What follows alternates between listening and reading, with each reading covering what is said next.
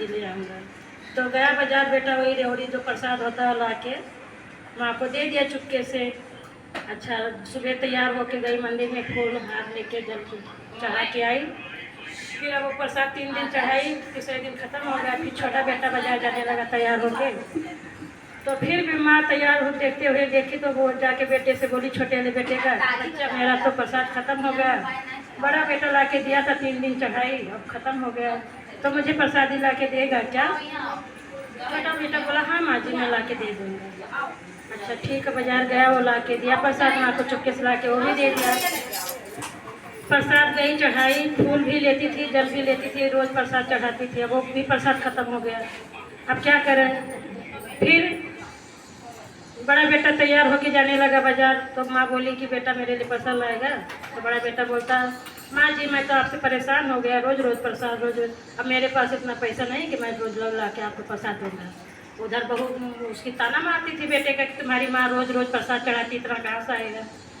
अच्छा, वहाँ से गुजरी रोते हुए, क्या करे, मजबूर है, जिसका अपना पति नहीं उसका कोई नहीं, ना बेटा ना बहू। अच्छा ठीक है, अब छोटा बेटा तैयार होके जाने लगा, उससे जाके बोले, वो भी वही जवाब दिया कि माँ तुम्हारा रोज़ रोज़ यही नाटक रहता है, रोज़ प्रसाद, मैं नहीं ला के दे सकता। फिर इसके बाद में चुप बैठ गई, रोती भी लगती रही।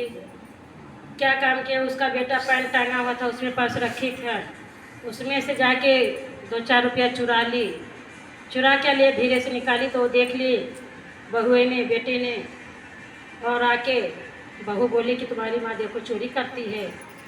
तो आके माँ से बोलने लगा, बेटा माँ तुम ऐसा क्यों करती हो, क्यों चोरी करती हो? माँ बोली, बेटा मुझे प्रसाद के लिए मैं निकाली हूँ, चोरी नहीं की हूँ। इतना सुनते हुए उनकी बहुएं दोनों, छोटी और बड़ी, मारने लगी। मार वार के इतना मारी कि वो मर ही गई माँ, जान निकल गया। जान नहीं निकला, लेकिन अब शिव जी का महिमा है, जान निकल गया उन लोग के हिसाब से कि जान निकल गया। अब बहुएं बोली कि चलो मर गई, जान छूटा। अपने पति से जाके बोलते, अरे तुम्हारी माँ इतना कमज़ोर हो गई थी कि धीरे धीरे वो ख़त्म हो गई, तो चलो उनका क्रियाक्रम कर देते हैं। बड़ा बेटा बोला, छोटा बेटा बोला हाँ ठीक है, अब क्रियाक्रम तो करना ही पड़ेगा सबके दिखावे में। अच्छा, उनको मार लेके गए जंगल में, बेटे लोग फेंक आए। अब बेटे लोग फेंक आए, जान तो गया ना, शिव जी का महिमा है।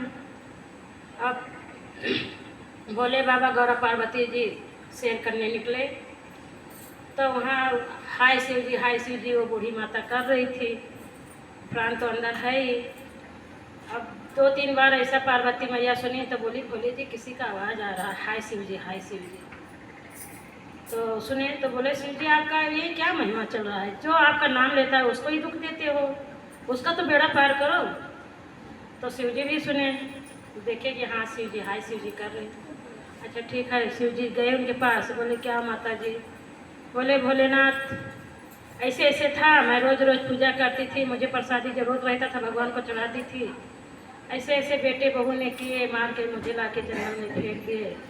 बोले ठीक है माता जी, कोई बात नहीं। फिर भोले जी उनके सामने प्रकट हो गए, बूढ़ी माता के प्रकट होकर उनका सुंदर सा घर बना दिए जंगल में। माता जी अच्छे से रहने लगी, पूरा गद्दा गलीचा लगा दिए, और उधर एक सुंदर सा मंदिर भी बनवा दिए और बड़ा घर बनवा दिए। अच्छा, घूमते घूमते उनका बेटा उधर गया, देखा तो उनकी माँ बैठी है घर में, घर बना हुआ है सुंदर, माँ बैठी है। बोले अरे ये तो मेरी माँ है, ये तो मर गई थी, इधर कैसे है हम लोग? तो दिल में सोचता है कि मैं ला के फेंक दिया था, लगता है जान नहीं निकला था, और यही है मेरी माँ। गया, शंकर जी भी बगल में बैठे थे, लेकिन इनको मालूम नहीं था कि शंकर जी गौरव पार्वती जी हैं। गया बेटा माँ का पैर पकड़ के रोने लगा, माँ जी मुझे माफ़ कर दो, मैं आपके साथ बहुत गलत किया, ऐसा नहीं करना चाहिए। माँ जब से आप गई हो तब से हमारे घर में कोई बरकत नहीं, कोई कुछ नहीं, हम लोग भूखे मर रहे, प्यासे मर रहे, माँ मुझे माफ़ कर दो, हम बहुत गलती किए।